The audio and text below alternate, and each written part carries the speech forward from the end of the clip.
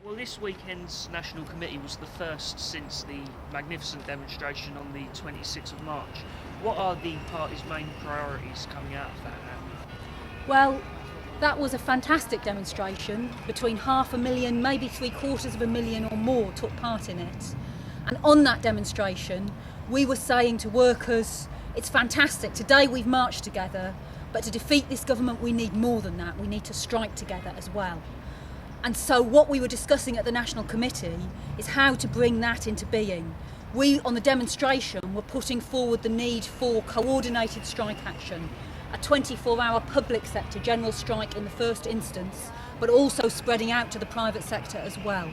Since the demonstration, there has been progress on that.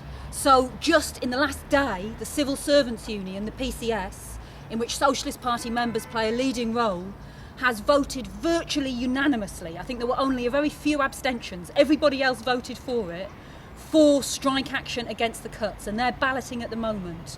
The teachers and the lecturers are doing the same thing. So it looks likely that on the 30th of June, there will be the first coordinated strike action in Britain, with up to 1 million workers coming out on strike. At our National Committee, we were discussing how we can build to make sure that strike is a success, that it takes place, that it's as big as possible, but also that in every town around Britain, on the day of the strike, there are demonstrations organised by the civil servants unions, the teachers, the others that are involved, but reaching out to other public sector workers to come out in their lunch hours to take part, to school students and students whose teachers and lecturers will be out on strike, to come out and march as well, to people who are facing benefit cuts, to come out and take part in the demonstrations, so that after the 26th of March, we can have a huge show of strength on the 30th of June. But that won't be a complete public sector general strike. So we are also campaigning in all the other unions in the public sector, in Unison, in Unite and the others, to demand that they also join in, and that the next wave after the 30th of June is of the whole public sector, in order to give the government a real fright and to show that workers in this country are determined to fight back against the condemned cuts. So that was a central theme of the National Committee, and as part of that we were discussing the National Shop Stewards Network Conference, which is taking place on the 11th of June, before the 30th of June strike action. And that will be bringing together militant trade unionists from across workplaces in Britain, together with anti-cuts activists, to discuss how we can build the anti-cuts movement, for them to share experiences on how to stop the cuts in the health service, how to stop the general barbarous cuts that are taking place, and also on the question of the anti-trade union laws. So that was really a central theme for the National Committee. Since it came to power a year ago, we've seen absolutely brutal attacks on the rights of young people and young people's living standards, the attacks on education that we saw last year. At the moment, we have just under 1 million young people unemployed. What is the Socialist Party doing at the moment about youth unemployment? I mean, the Socialist Party played a big role and took part in the huge demonstrations and strikes that took place before Christmas of young people, of students and school students. And really, they were the first into the battle against the government. That was the biggest movement of young people in 25 years. But as you say, while we're continuing to campaign on education, youth unemployment is also a crucial issue. And that's why we're giving full support to the march that's been organised. It's the 75th anniversary of the Jarrow to London March Against Unemployment in the 30s. And Youth Fight for Jobs is organising a march of young people today to demand decent jobs on decent pay, and we'll be giving full support and building for that demonstration. It's already got quite a lot of support in the trade union movement, and we think that's very important.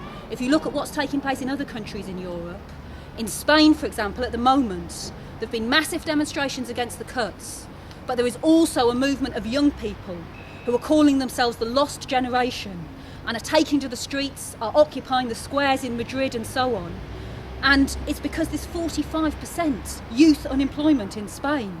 But what we've got to make sure in Britain, young people in Britain are facing a terrible future as well, but they need to know that the trade unions are on their side, that they don't need to fight alone. So the Jarrow March, with the full backing of the trade union movement, can play an important role in showing to young people that trade unionists, that workers are fighting alongside them to make sure the next generation have a future.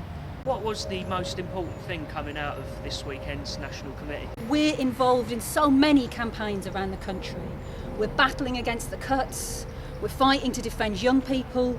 We're organising in the trade unions to try and make sure that the trade unions are democratic and fighting, that they stand up for their members. And we need more members of the Socialist Party to join with us in those battles. It got announced just the week before the National Committee, the Sunday Times Rich List. They have it every year. And this year, there were 20 more billionaires in Britain. The number of billionaires in Britain has gone from 53 to 73 in 1 year, the same year as working class people in Britain have faced the worst fall in their living standards since 1977. That's according to Mervyn King. That's not according to socialists. And that's a reflection of capitalism, the system that we live under, where for a few at the top it means enormous wealth, but for the majority at the bottom it means growing misery and poverty.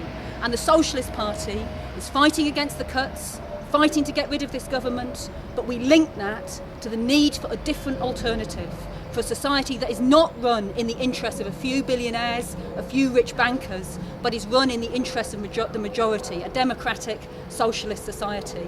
As we discussed at our National Committee, there are a new generation of people who are drawing socialist conclusions.